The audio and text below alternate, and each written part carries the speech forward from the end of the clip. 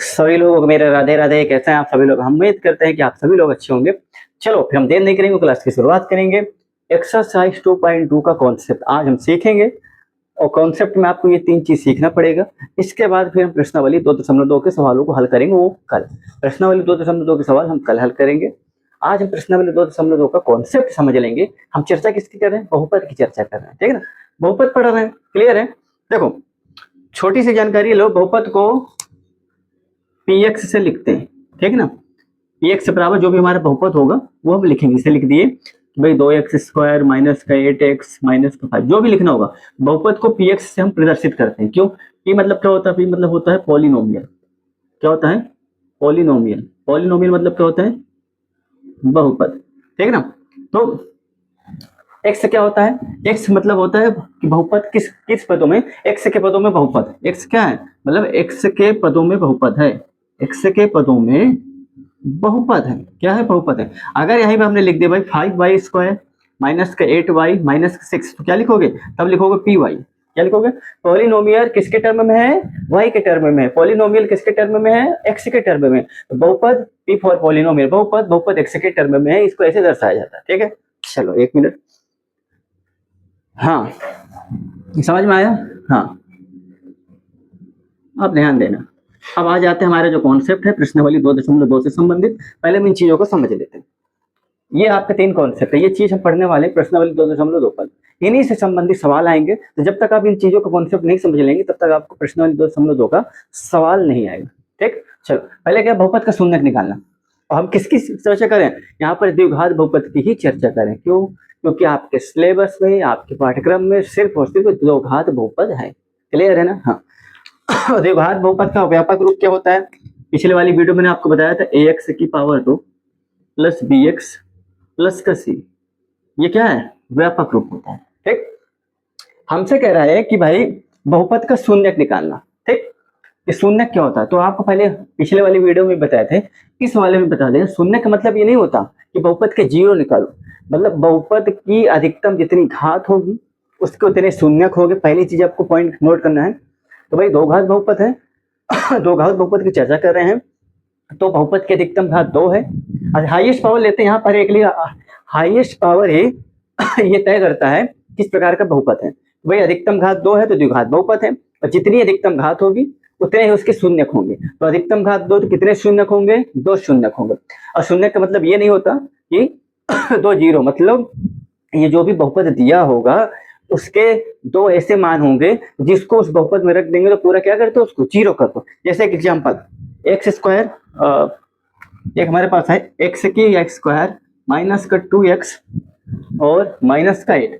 ये आपका प्रश्नावली 2.1 का पहला सवाल भी है। हमारे कहने का मतलब क्या है कि बहुपद का शून्यक निकालना। कि बहुपद का शून्यक निकाला कैसे जाता है? तो पहले तो ये समझ लो बहुपद का शून्यक होता क्या है। शून्यक मतलब कि भाई x के वो मान, 2 मान निकलेंगे। अधिकतम घात 2 तो 2 ही मान निकलेंगे। x के वो मान जो भी आप शून्यक निकालोगे, शून्यक मतलब वो मान होते हैं जिनको अगर इस बहुपद में आप रख दोगे तो उस पूरे बहुपद की वैल्यू क्या कर देगा? जीरो कर देगा। मतलब उस मान में इतनी ताकत है कि पूरे बहुपद के वैल्यू को जीरो कर देगा। तो इसीलिए हम बोलते हैं कि वह बहुपद के शून्यक है। क्यों? क्योंकि उनमें जीरो करने की क्षमता है। समझ में आया ना? चलो, तो बहुपद का शून्यक निकालने के 2 तरीके होते थे 3 तरीके, लेकिन ज्यादातर बच्चे को यही समझ में आता है, कौन सी? गुणनखंड विधि। और यही आपसे करवाया भी जाता है, ठीक है? तो यही पढ़ रहे हैं, समझ लो। बहुपद के शून्यक निकालने की 2 विधि, 3 विधि होती है। तीनों बताते रहे, लेकिन आपके जो बच्चे इसमें सवाल करते हैं किताबों में यही होता है। गुणनखंड विधि सबसे सरल, सबसे अच्छी होती है, ठीक है ना? और बता देंगे गुणनखंड विधि क्या होता है। गुणनखंड विधि। दूसरा क्या होता है?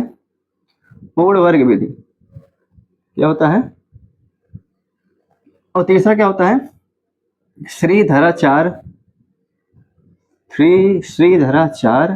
सूत्र विधि, ठीक ना?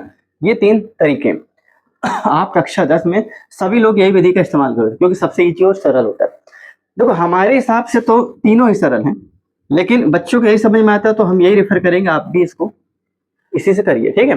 कक्षा 9 में भी आपने इसी विधि से सीखा है, पूर्ण वर्ग विधि, ठीक है? इसमें क्या करते हैं? इसमें हम परफेक्ट स्क्वायर बनाते हैं, और जो आपके स्क्वायर बनेगा वो सर्वसंख्या पे, बीजगणित सर्वसंख्या पे बनेगा। बीजगणित सर्वसंख्या कैसे? जो भी होती है ए प्लस बी का होल स्क्वायर ए स्क्वायर प्लस का बी स्क्वायर प्लस का 2ab, ए माइनस बी का होल स्क्वायर ए स्क्वायर प्लस का बी स्क्वायर माइनस का 2ab। इसी टर्म में आपका जो भी बहुपद का टर्म बनेगा सीक्वेंस से बनेगा, उन्हीं में आपको पहचानना है कौन सी सर्वसम्का है। बस उसी सर्वसम्का का इस्तेमाल करके आप यहाँ से भी दो शून्य निकाल सकते, ठीक है। इसी तरह चार सूत्र क्या होता है, जैसा आपको एक्स के टर्म में है तो एक्स का शून्य निकालना है, तो माइनस का B plus minus under root B square minus का 4ac बराबर 2a, ठीक है ना। ये सूत्र होता है, सूत्र विधि से डायरेक्ट आप निकाल। देखो अब आप समझो, सबसे आसान विधि यही होता है, हम इन विधि का इस्तेमाल करके दिए हुए बहुपद का शून्य निकालते हैं, क्लियर है। और इसके बाद जब हमारा बहुपद कठिन हो, हमने क्या बोला, जब हमारे बहुपद के गुणांक जो हमें जो बहुपद दिया अगर वो कठिन है, नहीं निकल रहा है, तब उस केस में हम सीधाचार सूत्र विधि का इस्तेमाल करते हैं। इससे क्या होता है, डायरेक्ट हम सूत्र पे वैल्यू रख देते हैं ABC के और डायरेक्ट हम आंसर निकाल देते हैं, ठीक है ना। कहने का मतलब इसका इस्तेमाल नहीं होता है और ना ही आपके सिलेबस में, मतलब कहने का मतलब आपको जो प्रश्नावली दी है उसमें नहीं पूछे, इसमें ये कोई संदर्भ नहीं दिया कि सीधाचार सूत्र से निकालो, पूर्ण वर्ग विधि से निकालो कि गुणनखंड विधि से निकालो, ठीक है। ऐसा कोई वहां पर कंडीशन नहीं दी है, ठीक है। तो बच्चे यही इस्तेमाल करते हैं, इसी से बताएंगे, ये आपको बता देंगे। इससे क्या आप डायरेक्ट सूत्र से इनका इस्तेमाल नहीं होता बच्चों के लिए थोड़ा कठिन है, हमारे लिए नहीं, तो इसको हम नहीं बताएंगे, ठीक है भाई। जब आपको ऐसा कोई रेफरेंस तो दिया नहीं कि भाई इस पूर्ण वर्ग विधि से ही आप करके दिखाओ, आपको खाली ये बताया है कि भाई दिए हुए बहुपद का शून्य निकालना है। अब आपको जो अच्छी लगे आप उससे कर सकते हो, ठीक है। बाकी जब आपकी क्लास खत्म होगी, जब आपका बहुपद का सिलेबस कंप्लीट हो जाएगा, तो एक दिन अलग से क्लास लेंगे, तो तीनों विधि से हम बहुपद निकालने का जो भी तरीका होता है हम आपको बता देंगे, फिर वहां पर आपको जो पसंद लगे आप उसको बना लेना, ठीक है। तो हमने क्या बोला, अभी फोकस इन दोनों पर करो। गुणनखंड विधि से हम निकालेंगे बहुपद के शून्य। जब हमारा सवाल कठिन और बहुपद कठिन दे रखा है तो हम सीधाचार सूत्र से निकालते हैं, ठीक है। ये सूत्र बहुत इंपॉर्टेंट है, इसका कॉन्सेप्ट जब हम आपको क्वाड्रेटिक इक्वेशन पढ़ाएंगे, द्विघात समीकरण बताएंगे, तो वहां पर इसको पूरा कॉन्सेप्ट बताएंगे इसका, ठीक है ना, क्योंकि वहां पर इसकी जरूरत है। यहाँ पर इसकी जितनी जरूरत है उतना ही पढ़ो, खाली सूत्र की जरूरत है, खाली सूत्र समझ लो, ठीक है। बाकी ज्यादा इस पर दिमाग नहीं लगाना, क्योंकि जब यहाँ पर इस चीज का उतना वैल्यू नहीं है तो हम यहाँ पर इस चीज को डिटेल पे नहीं बताएंगे। इस सूत्र का कॉन्सेप्ट जब हम द्विघात समीकरण बताएंगे वहां पर पूरा क्लियर कर देंगे। क्यों? क्योंकि वहां पर इसकी ज्यादा वैल्यू, वहां पर डिटेल पूछा। बी स्क्वायर माइनस 4 इक्वल क्या होता है, डिस्क्रिमिनेट होता है, विविक्तकर होता है। विविक्तकर D4 होता है, बी स्क्वायर माइनस का 4 जो रूट के अंदर वैल्यू है ना, ये विविक्तकर होता है, ठीक ना। विविक्तकर क्या है, नेचर ऑफ क्वाड्रेटिक इक्वेशन, यही तय करता है कि द्विघात समीकरण की नेचर कैसी होती है, ठीक है ना। बहुपद का भी नेचर ये बताएगा।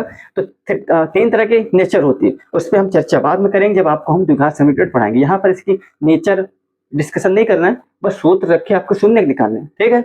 रूट के अंदर अगर आपको माइनस में वैल्यू मिल गया तो वहीं पर सवाल छोड़ देना, क्योंकि वो सॉल्व नहीं होगा, काल्पनिक मान हो निकल आता है, उसका जीव करते हुए लिख के वही आपका शून्य हो जाए, ठीक। चलो, हम उम्मीद करते हैं जो हम बोल रहे हैं आपको समझ में आया हो, ठीक है। अब ध्यान दें, हमने क्या बोला कि भैया हमने एक एग्जाम्पल के तौर पे लिया है। ये एग्जाम्पल क्या है, वो आपके 2.1 का पहला सवाल ही है, ठीक है ना। तो एक हाथ बहुपद पे लगेगा। बहुपद के शून्य निकालने का जो गुणनखंड विधि है उसी से हम निकाल के देखेंगे कि इसके शून्य कैसे निकाले जाते हैं, ठीक है ना। तो गुणनखंड विधि होती क्या है, इस एग्जाम्पल के माध्यम से हम समझेंगे, ठीक है ना। क्या करें, अभी इन दोनों को हम चर्चा नहीं करें, इस उदाहरण के माध्यम से हम समझेंगे। उदाहरण समझ लो, प्रश्नावली 2.1 का पहला सवाल है, दोनों है, ठीक है। चलो, तो हमें करना क्या है, आपको हम पहले इस चीज बता दें। पहले आपको इसको लिखना है, बहुपद को हम किससे डिनोट करते हैं, px से, p से, और यहाँ पर जिसके टर्म में होगा उसी में, तो यहाँ x है तो px बराबर आपको कितना दे रखा है, x की पावर 2 माइनस का 2x माइनस 1, ठीक है ना। जब इसको आपको शून्य निकालने है तो उसको आपको 0 के बराबर करना पड़ेगा। दिए हुए बहुपद को आपको 0 के बराबर ले जाना, क्योंकि जब तक आप इसको समीकरण में परिवर्तित नहीं करेंगे तब तक आपके इसका शून्य नहीं निकाल पाओगे। बहुत रेयर बता रहे हैं। अब अगर आपने इसको 0 के बराबर ले गए तब ये समीकरण बन गया। यही कंफ्यूजन होती है, बच्चा जब द्विघात समीकरण हम पढ़ाएंगे तो वहां पर बच्चे को कंफ्यूजन होती है, सर जी बहुपद और द्विघात समीकरण में क्या अंतर है। भाई बहुपद भी ऐसे दिख रहा है, द्विघात समीकरण भी ऐसे दिख रहा है, सिर्फ बराबर का अंतर होता है। अगर ये सिर्फ और सिर्फ एक बहुपद है, अगर बराबर लगा के उस साइड में हम कोई भी व्यंजक और लिख दें, जरूरी नहीं कि वो 0 ही होगा, कुछ भी आप व्यंजक लिख सकते हो, ठीक है ना। देखा जाए तो पूरे व्यंजक ही है।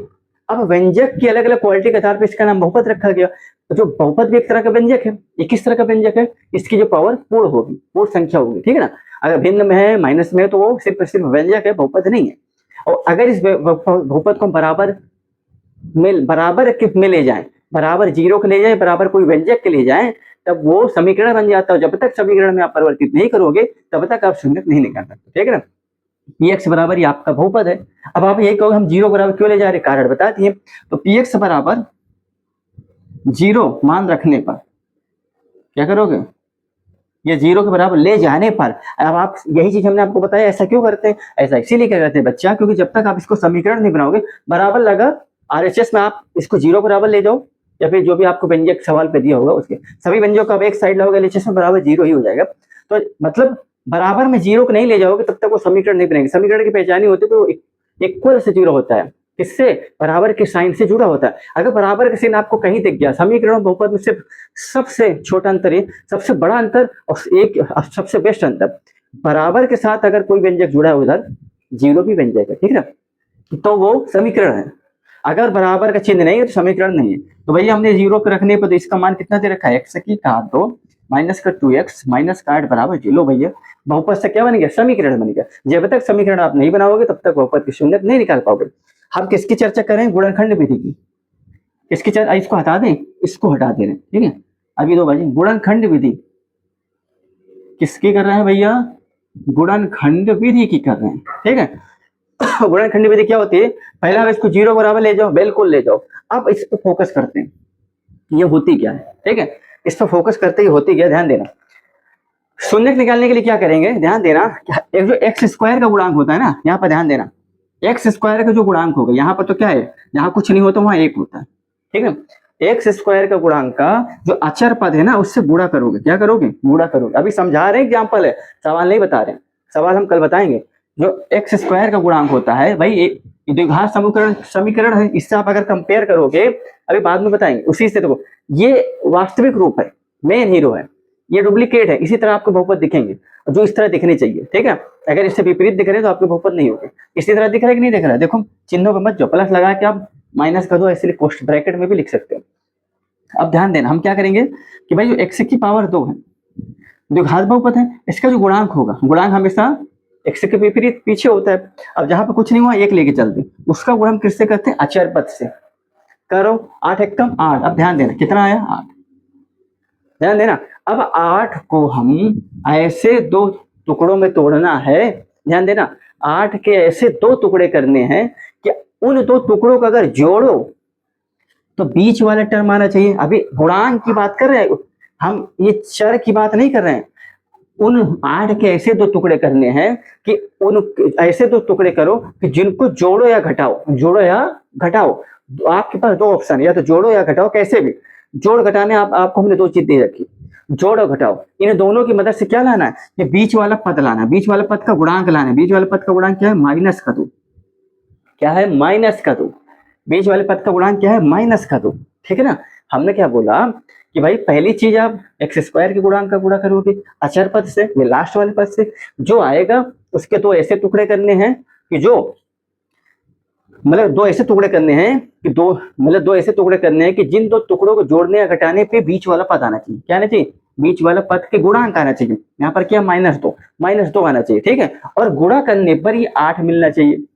गुणा करने पे क्या मिलना चाहिए, गुणा करने पे आपको यही मिलना चाहिए, ये नहीं मिलना चाहिए। ध्यान देना, अब फिर से समझा दे रहे क्या कह रहे हैं। मेरे कहने का मतलब क्या है कि सबसे पहले एक्स की घात 2 के जो गुणांक इसका गुणा अचर पद से करो, पहले पॉइंट। दूसरी चीज क्या है कि जो भी आएगा गुणा करने के बाद, यहाँ तो चलो एक ही था तो वही सेम आ गया, जो भी आएगा उस संख्या के दो ऐसे टुकड़े करने हैं, दो ऐसे टुकड़े करने हैं कि जो भी दो टुकड़े आप करोगे उनको जोड़ने या घटाने पे ये बीच वाले पद का गुणांक आना चाहिए। क्या है, -2 है तो -2 आना चाहिए, और गुणा करने पे यही आना चाहिए, यहाँ पर लिखा है, ठीक है, समझ में आया। अब ये चीज लाने के लिए हम किसका इस्तेमाल करेंगे, आभाज्य गुणनखंड विधि का। किसका इस्तेमाल करेंगे, आभाज्य गुणनखंड विधि का, जो आप प्रश्नावली ये चैप्टर 1 में सीखे हैं, एचसीएफ और एलसीएम निकालने के लिए। आभाज्य गुणनखंड विधि क्या होती है भैया, चलो काटो, 2 चौके 8, 2 दूनी 4, 2 एकम 2, ठीक है। कितने बार कटा, 3 बार। अब इन्हीं में से तो संख्या आपको बनानी है कि भाई ये जोड़ने घटाने पे क्या आ जाए, माइनस का 2 बीच वाला टर्म, और गुणा करने पे जो आपका दे रखा है वही आना चाहिए। चलो कैसे, अब इन्हीं से जोड़ के लो, कैसे लोगे, -2 कैसे लोगे, माइनस का दो आप कैसे लाओगे हमको बताओ। चलो तो पहले तो बना लेते हैं। पहले चीजों को, अब इस चीज को बनाने के लिए माइनस का दो लाना है तो उसके लिए आपको सबसे अच्छी चीज बता दे रहे, सबसे अच्छी तरकीब बता दे रहे। ध्यान देना, हमने क्या बोला कि हमने क्या बोला बीच वाला टर्म आना चाहिए, बीच में क्या लगा है माइनस लगा है, तो बच्चा घबरा जाता है कि सर जी माइनस का दो कैसे लें प्लस करो। तो सबसे सिंपल फंड आपको बता दें कि अभी आप चिन्हों की तरफ ध्यान मत दो। हमने क्या बोला, चिन्हों की तरफ ध्यान मत दो। आप ये सोच लो कि भाई हमको गुणा करने पर कितना आया 8, 8 के तो टुकड़े ऐसे करने हैं कि भैया जोड़ने घटाने में क्या आना चाहिए 2। माइनस में अभी ध्यान मत दो, माइनस प्लस हम बाद में लगा देंगे, बस ये फोकस करो कि 2 ऐसे टुकड़े करो कि उसको जोड़ने घटाने में क्या आ जाए 2 आए। माइनस 2 नहीं लेना है, वो बाद में लगाएंगे, कितना आ जाए 2। अब गुणा करने पे यही आना चाहिए, तो हम अभाज्य गुणनखंड विधि का इस्तेमाल किए भैया, ये हमारे पास ऐसे टुकड़े बन गए, इन्हीं टुकड़ों की मदद से हमें 2 लाना है, ठीक है ना, इन्हीं की मदद से, इससे बाहर थोड़े लोगे। अभी माइनस पे ध्यान मत दो, कंफ्यूज हो जाओगे, हम बाद में लगा के बताएंगे। देखो हमने भैया एक जोड़ा ये ले लिया, एक ये ले लिया, ऊपर क्या मिला 4, इधर क्या मिला 2। अब ध्यान देना 4 का 2 से गुणा करोगे 8 मिल रहा है, 4 में 2 घटाओगे तो 2 मिल रहा है, मिल रहा है कि नहीं मिल रहा है। अब प्लस माइनस इस पे अपने हिसाब से लगाओ, हमें माइनस का 2 चाहिए, तो जो चिन्ह हमें चाहिए, हाँ तुम्हें पता होना चाहिए कि हमेशा बड़ी संख्या के पीछे वाले चिन्ह का हम इस्तेमाल करते हैं। जब जोड़े घटाना करते हैं हमेशा बड़ी संख्या वाले चिन्ह हम लेके लगाते हैं। तो हमको क्या चाहिए माइनस का 2 चाहिए, 2 तो हमें पता है आ जाएगा, माइनस का चाहिए तो हमेशा बड़ी संख्या के पीछे, भाई जो चिन्ह देखो, जो चिन्ह तुम्हें चाहिए वो बड़ी संख्या के पीछे लगा दो। हमने क्या बोला, जो चिन्ह तुम्हें चाहिए वो बड़ी संख्या के पीछे लगा दो, आपको उत्तर आसान हो गया। भाई हमें क्या चाहिए, हमें चाहिए माइनस का 2, तो भैया माइनस लगाओ 4 के पीछे, ठीक है। और यहाँ क्या लगाओगे प्लस का 2 लगा दो, माइनस का 4 ले लो प्लस का 2 ले लो।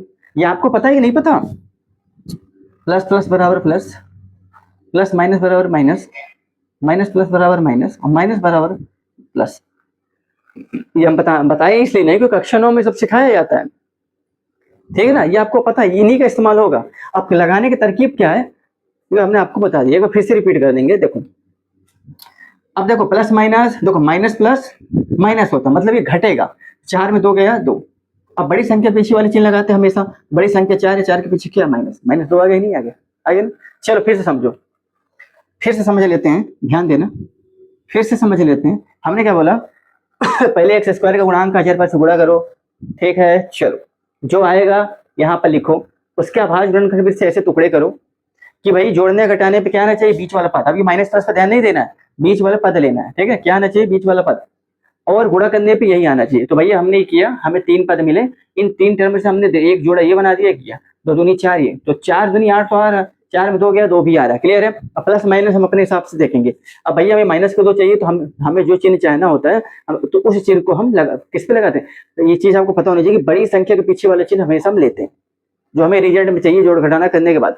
तो भाई जो चिन्ह हमें चाहिए वो बड़ी संख्या के पीछे लगा दो, बड़ी संख्या में हमें माइनस चाहिए तो बड़ी संख्या के पीछे माइनस लगा दो। माइनस प्लस का माइनस होता है, 4 में 2 गया तो हुआ माइनस, इसके पीछे आपके लगे, क्लियर। चलो समझ में आया ना, हाँ। अब आगे चलो, अब ध्यान देना भाई हमारे पास जोड़े क्या बने, माइनस का 4 प्लस का 2 बना। अब यहाँ पर रखो भैया एक्स की घात 2 माइनस का 4, एक्स तो रहेगा, हमने तो अचर पद का वो किया ना, एक्स यहाँ रहेगा 4x और माइनस प्लस का 2 ना, प्लस का 2x माइनस का बराबर 0। अब ध्यान देना भाई 4 दूनी 8 तो आ रहा है, 4 में से 2 गया 2x भी आ रहा है, ठीक है ना। अब क्या करोगे, 2 का जोड़ा बनाओ, क्या करोगे 2 का जोड़ा बनाओ। तो भैया 2 का आपने जोड़ा बना दिया। अब देखो इसमें कॉमन क्या है, कॉमन मतलब इसका कॉमन आपको पता भाई कॉमन लेना है। कॉमन का मतलब क्या होता है, HCF हुई होता है, क्या होता है HCF होता है। भाई 2 का आपने जोड़ा बनाया, हाँ इनको कॉमन देखो क्या है भाई, इसमें हम पता है कि एक्स की घात 2 मतलब एक्स का गुणा 2 बार एक्स है, यहाँ एक बार भाई हमने एक्स कॉमन लिया, क्या बचा एक्स है माइनस 4, ठीक है ना। अब देखो जो चीज यहाँ आना चाहिए वही चीज यहाँ आने दो, आप जो भी कॉमन लो तो दोनों को ब्रैकेट के अंदर दोनों चीज सेम होनी चाहिए, ठीक है। अब यहाँ क्या करोगे भाई, यहाँ हम क्या करेंगे प्लस का 2 कॉमन ले लिया, ठीक है ना। यहाँ क्या बचा एक्स 2 चौको 8, क्लियर है, बराबर का 0, ठीक है। अब इनमें क्या कॉमन है आप बताओ सर जी, इनमें 2 पद में क्या कॉमन है, x माइनस 4 कॉमन है। तो भैया x माइनस 4 आप बाहर ले लो, अंदर क्या बचेगा x प्लस 2, क्या बचेगा x प्लस 2 बराबर का 0, ठीक है, हो गया। अब एक बार अब ये 0 करके देख लो, x माइनस 4 जब आपने 0 लिया x बराबर उधर जाएगा 4 1 ये मिल जाएगा, जब x प्लस 2 आपने 0 लिया तो x बराबर उधर जाएगा माइनस में, ठीक है। इनको मैं और भी, ये देखो हमने इसको एकदम ओपन करके क्यों नहीं बताया, आप कक्षा 9 वाली हमारी वीडियो देखिए आपको समझ में आएगा। हमने यहाँ शॉर्ट तो शॉर्ट करनी है, आप कक्षा तक पहुंच गए, आपको समझ में आ रही चीज। इसको हम और भी छोटे छोटे टुकड़े करके आपको बता सकते हैं। कोई आप बच्चे नहीं हो, अगर 8 में 9 में होते ना, इसको और भी आसानी से बता सकते हैं। भाई कॉमन किसे, कॉमन का मतलब ही होता है HCF। ऐसे में आप क्या करते हैं, कॉमन लेते हैं संख्याओं को, ऐसी संख्या जो 2 में होनी चाहिए, ठीक है ना। तो आप कहने में कॉमन का मतलब होता है आप यहाँ HCF लो। कैसे, पहले आप दो दो का जोड़ा बनाए, इसे आप क्या लिख सकते हो, x गुणे 1 से लिख सकते हो, इसे x से लिख सकते हो। भाई एक से एक x कॉमन हो जाए, x माइनस 4 बच जाएगा, ठीक है ना। इसे 2 गुणे x गुणे 4, 2 गुणे 4 लिख सकते हो, भाई 2 यहाँ से कॉमन ले सकते हो। समझ में आ रहा है ना, इतना डिटेल में बताने की जरूरत नहीं है, ठीक है। x बराबर 4, x बराबर 2, तो ये क्या हो गए, ये शून्य का आ गए, किसके आ गए, बहुपद के। बहुपद क्या था ये, इसकी शून्य क्या हो गई, ये क्लियर है। हम उम्मीद करते हैं आपको समझ में आया होगा, ठीक है। चलो, अगर आया होगा तो कल सवाल देखो, एक दिन में आपको कोई चीज समझ में आने वाली नहीं है, ठीक है ना। प्रैक्टिस करनी पड़ेगी, जितना आप अभ्यास करो उतनी हर दिन आपको कुछ नया सीखने को मिलेगा। जितना आप अभ्यास करो उतना ही आप स्ट्रांग होते जाओगे। हमने एक बार बता दी तो आपके दिमाग में धंस जाएगा, नहीं धंसने वाला, ठीक है ना। तो आपके 6 सवाल दे रखे हैं शून्य निकालने के, 6 सवाल जब आपको हम बारी बारी से कल प्रश्नावली करवाएंगे तो हर एक सवाल में आप कुछ ना कुछ सीखोगे। 6 सवाल लगातार बताएंगे, हर एक सवाल में कुछ ना कुछ सीखोगे और धीरे धीरे करके फिर आप परफेक्ट हो जाओगे। एक सवाल तो नहीं आएगा, यहाँ कुछ समझ में आया होगा। जब कल 6 सवाल लगाएंगे बारी बारी से तो उनसे आप कुछ ना कुछ थोड़ा थोड़ा हर एक सवाल सीख के फिर आप परफेक्ट हो जाओगे, ठीक। चलो मिटा दें, मिटा देते हैं। अब सीधा सूत्र से भी बता दें कैसे निकाला जाता है, कैसे वो बताएंगे। अरे वो तो से देखो, अभी अभाज्य गुणनखंड विधि से आप सीखो, सीधा सूत्र से और ये पूर्ण वर्गीय विधि से सवाल लिख लेते, काम आएगा। x² माइनस का 2x माइनस का, ठीक है ना। और ये हम आपको बताएंगे जब आपकी क्लासेस समाप्त हो जाएगी ना, ये तो हम बाद में बता देंगे आपकी जानकारी के लिए। फिर हम तो कहते हैं जो आपके सिलेबस में कार्य आप वही सीखो, गुणनखंड विधि से आपका काम चल जाएगा। हाँ, अभी क्या करेंगे, जब हम तो जब प्रश्नावली आपको कराएंगे तो सीधा सूत्र से भी एक सवाल हल करके दिखा देंगे, तो अभी भी करा देंगे। तो शून्य के गुणांक भी संबंध और दिए बहुपद, दिए हुए शून्य से बहुपद ज्ञात करना, ठीक है ना। मिट गया, दिए हुए, चलो अच्छा सीधा सूत्र से बता ही देते हैं, ध्यान देना। हमने क्या बोला, माइनस का b प्लस माइनस x बराबर अंडर रूट b² माइनस का 4ac 2a, ठीक है ना। अब ध्यान देना, एक मिनट, ये वाला ले आना, ये वाला देखो। पहले दिए हुए समीकरण की तुम इससे तुलना करोगे, ठीक है ना। हमारा जो व्यापक रूप होता है उससे, तो यहाँ पर x, जहाँ एक x का गुणांक नहीं तो आप 1 ले हुए, ठीक है ना। चलो तुलना करो, a की जगह क्या है 1 है, b की जगह क्या है माइनस का 2 है। बच्चा यही लोग गड़बड़ करते थे, b की जगह -2 है, क्योंकि प्लस में सूत्र है ना। अब इसको प्लस लगा के माइनस का 2 ब्रैकेट में लिख सकते हो कि नहीं। और c की जगह क्या है -8 है, क्या है -8, बस वैल्यू मिलेगी यहाँ रखना है, क्योंकि इसी के टर्म में आपको सूत्र रखो। b की जगह -2, माइनस पहले से था माइनस का 2, ध्यान देना। b², भाई प्लस की संख्या माइनस संख्या उसके स्क्वायर करोगे प्लस ही आएगा, ठीक है ना। -4 गुणे a कितना है 1, c कितना है -8, ठीक है। और बटे में कितना है 2 गुणे a कितना है 1 है, ठीक है ना। माइनस माइनस का प्लस, प्लस माइनस क्यों लगता है सूत्र में कि भैया x के 2 शून्य निकलेगा ना, एक बार प्लस लोगे एक बार माइनस लोगे, ठीक है। ये x बराबर में है ये, ठीक है। चलो अब ध्यान देना, 2 2 4 हो जाएगा, 4 8 32 हो जाएगा, ये प्लस हो जाएगा, समझ में आया, ये 2 हो जाएगा। अब यहाँ ध्यान देना, 2 प्लस माइनस 32 4 36 हो जाएगा, रूट के अंदर क्या हो जाएगा 36 बटे में 2, 36 किसका स्क्वायर, 36 का अगर आप वर्गमूल निकालोगे तो क्या निकल के आएगा बताओ। 36 वर्गमूल निकालना आता है ना, कक्षा 9 में सिखाया गया होगा, ये भूल गए, कक्षा 8 में भी सिखाया जाता है। 2 प्लस इसे क्या लिख सकते हो 6 गुणे 6, 2 बाहर निकल आएगा तो क्या निकल के आएगा 2 प्लस माइनस 6 हो जाएगा, वर्गमूल निकल के आता है ये, ठीक है ना। 2 प्लस माइनस 6/2, क्लियर है। एक बार प्लस का ले लो एक बार माइनस का ले लो, भाई एक बार प्लस का लिया हमने, एक बार माइनस का ले लिया हमने, ठीक है। 6 तो 8, 2 से भाग दे दोगे तो 4 निकल के आ जाएगा, प्लस माइनस माइनस घटेगा, बड़ी संख्या पीछे चिन्ह लगाएगा, माइनस का 4 हो जाएगा, काट दोगे तो माइनस का 2 हो जाएगा, क्या आ गया 4 - 2।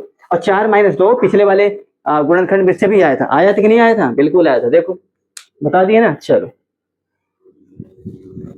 हम इसमें इतनी जल्दीबाजी क्यों की, क्योंकि ये पूछता नहीं है, लेकिन मेरा जानकारी के लिए बता दें। किसी दिन ये आपका जब पूरा कॉन्सेप्ट समझ आ जाएगा तो आपको फुर्सत में करा देंगे हम, पूरी तीनों विधि कैसी होती, ठीक है ना। अब चलो शून्य तथा गुणांकों के बीच में संबंध क्या होता है ये सीख लो। मान लो भाई आपको पता है कि द्विघात बहुपद जब आप हल करते हो दो शून्य निकल के आते हैं, और अलग अलग बहुपद आप हल करोगे तो अलग अलग शून्य निकल के आएंगे। तो जैसे एक मानक रूप होता है एक्स स्क्वायर प्लस कभी एक प्लस किसी होता है, वैसे एक मानक शून्यक ले लेंगे। क्यों? क्योंकि एबीसीडी के टर्म में अगर हम मानक शून्यक मानेंगे तो किसी चीज के व्यापक रूप हम निकाल सकते हैं, जनरल फॉर्म निकाल सकते हैं जो सभी के लिए लागू होगा, सभी संख्यात्मक मान के लिए लागू होगा। ठीक है ना? जैसे ये स्टैंडर्ड फॉर्म का आपका व्यापक रूप है जो घात बहुपद का, कोई भी बहुपद आप लो इसी के सहारे चलेगा। आप यहाँ पे वैल्यू एबीसी की जगह आप जो भी आप नंबर रखते जाओगे तरह तरह के बहुपद आपको मिलेंगे। इसी प्रकार अगर आप कोई बहुपद हल करते हो आपको दो शून्यक मिलते हैं, तो वो उस बहुपद के शून्यक होते हैं। स्टैंडर्ड फॉर्म वाला शून्य कैसे लेंगे? सपोज करो भाई द्विघात बहुपद का ही व्यापक रूप होता है, इनके हम मान ली भाई इसके दो शून्य क्या निकल के आए, मान ली अल्फा और बीटा, इसके दो शून्यक निकल के आए। क्या निकल के? अल्फा और बीटा दो शून्यक है, दो शून्यक तो निकल के आते हैं। अब दो शून्य तो भाई सवाल को हल करोगे तो उसके लिए अलग अलग निकल के आते हैं, इसके लिए 4 - 2 निकल के। अब भाई x square plus b x plus c ये हमारा व्यापक रूप है। अगर पूछ लिए इसके शून्य क्या है तो हमको तो पता नहीं क्या निकलेंगे, तो हम अपनी तरफ से मान, लेकिन निकलेंगे तो हम क्या मान लेंगे भाई इसके शून्य है अल्फा व बीटा, दो शून्य है। ठीक है? हमसे कह रहे शून्य को तथा गुणांकों के बीच में संबंध। गुणांक क्या होता है भाई? हमने क्या बोला कि हमेशा चर, मेन रोल किसका है? चर का। इसी के इर्द गिर्द पूरी दुनिया घूमती है, अज्ञात राशि होती है, पूरे बहुपद में हम इसी को निकालते हैं। ठीक है? चर की पावर होती है, चर का ही गुणांक होता है। ठीक है ना? और चर को ही निकाला जाता है, तो चर के पीछे वाली संख्या गुणांक होती है। ठीक है ना? तो हमसे कह रहे शून्य का है, तो भाई इसके दो शून्य अल्फा व बीटा मान लिए, और इसके गुणांक क्या है? ध्यान देना, एक्स स्क्वायर का गुणांक क्या है? ए, यहाँ लिख दे रहे हैं, ध्यान देना, एक्स की घात 2 का गुणांक क्या है? ए, और एक्स का गुणांक क्या है? बी। अचर पद क्या है भाई? अचर पद बराबर सी है। क्लियर है? कह रहा है यही दो शून्यक और इनके गुणांकों के बीच में क्या संबंध होता है ये आपसे पूछ रहा। तो इसके दो संबंध होते हैं। क्या होते हैं? पहला संबंध क्या होता है? ध्यान देना, अगर ये तो दो शून्यक निकल के आए हैं, अगर उनको आप आपस में जोड़ दो, ये दो शून्यक को जोड़ दें तो क्या वैल्यू निकल के आएगी भाई? ये जो आपका द्विघात बहुपद है तो कितना निकल के आएगा? इसके जो गुणांक है बी, तो बी अपॉन ए माइनस में निकल के आएगा भाई। एक्स स्क्वायर का गुणांक इसको बराबर, अब बी किसका गुणांक है आप बता दो? ये एक्स का गुणांक है। क्या है? एक्स का गुणांक है, और ये क्या है? एक्स स्क्वायर का गुणांक है। ठीक है ना? हमने क्या बोला कि इनके बीच ये संबंध होता है कि भाई अगर दोनों शून्य को हम जोड़ेंगे तो बराबर में क्या आएगा? माइनस के बी अपॉन ए, और माइनस के बी अपॉन मतलब बी क्या है? बी आपका एक्स का गुणांक है, एक ये एक्स स्क्वायर का गुणांक है। क्लियर है? ये आपको निकल के आएगा। तो आपको जब सवाल दिया जाएगा तो भाई दिए हुए बहुपद के शून्यक निकालो, सत्यता की जांच करो, तो सत्यता की जांच में आप क्या देखोगे? सत्यता की जांच में ये देखोगे भाई जब आप जो शून्यक निकालोगे उनको आप यहाँ जोड़ोगे। क्या बोला हमने? उनको आप यहाँ पर जोड़ोगे, अभी यहाँ से हम बताएंगे आपको। उनको अगर आप यहाँ जोड़ोगे, सत्यता की जांच में ये देखना है कि जो आप दोनों शून्य को जोड़ोगे बराबर में माइनस बी अपॉन एक्स का गुणा एक्स स्क्वायर का गुणांक होता है, दोनों अगर बराबर आ गए तो भाई हमारी सत्यता की जांच हो गई। अभी सवाल के माध्यम से बताएंगे इसके क्या निकल के आए थे मूल, एक 4 आया था, एक माइनस का 2 आया, दो इसी से बता दें। ठीक है ना? और दूसरा क्या संबंध होता है कि भाई अगर इन्हीं दोनों शून्य को हम आपस में एक बार गुणा करते हैं तो क्या निकल के आएगा? सी अपॉन ए। और सी क्या है आपका? अचर पद है। क्या है? अचर पद है। ए क्या है? एक्स स्क्वायर का गुणांक। क्या है? एक्स स्क्वायर का गुणांक। क्लियर है? ये रिलेशन होता है इसमें। अब इसको ट्राई कर लें भाई। ये बहुपद था, हमने हल किया था, क्या शून्य निकल के आए थे? 4 - 2। तो भाई अल्फा कितना है हमारा? कोई जरूरी अल्फा 4 ले लो, अल्फा -2 ले लो, कोई भी ले सकते हो। ठीक है? हमने अल्फा बराबर क्या है? -4, सॉरी प्लस के 4 है। बीटा कितना है? -2। अब सत्यता की जांच कैसे करोगे? हमसे कहेंगे दिए बहुपद के शून्य निकालो, तो भाई शून्य निकाल दिया, 4 - 2। सत्यता की जांच ये करोगे भाई, ये तो कंडीशन है कि दोनों को जोड़ने के बाद जो माइनस के बी अपॉन ए इधर है, माइनस के बी अपॉन ए निकालोगे, इन दोनों का जोड़ निकालोगे। अगर दोनों बराबर आ रहा है, एलएचएस बराबर आरएचएस बराबर आ रहा है, तो मतलब आपकी सत्यता की जांच करेक्ट है। ठीक है? तो चलो अल्फा प्लस बीटा होता है ना, दोनों को जोड़ा जाता है। जोड़ो, 4 प्लस माइनस का 2, प्लस माइनस माइनस होगा, 4 में 2 क्या 2, तो ये आया बराबर में क्या दिया है? माइनस का बी अपॉन ए। ठीक है ना? तो भैया माइनस के बी अपॉन ए दे रखा है, तो भैया ये बताओ यहाँ से आप कंपेयर करो कितना दे रखा है। इस सवाल की गणना करो, तो यहाँ पर तो ए कितना है, यहाँ लिख लेते हैं। ए बराबर 1 है, जब कोई गुणांक नहीं तो 1 लेते हैं। बी बराबर कितना है? माइनस का 2, और सी बराबर कितना है? देखो -8। ठीक है ना? चलो माइनस का बी अपॉन ए लिखना है, तो माइनस पहले से लगाए, और बी का मान भी -2 है। समझ में आया?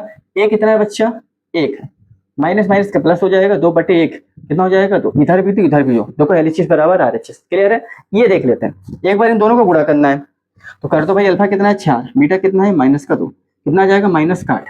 ये किसके बराबर होता है? c/1 है। सी कितना बच्चा? -8।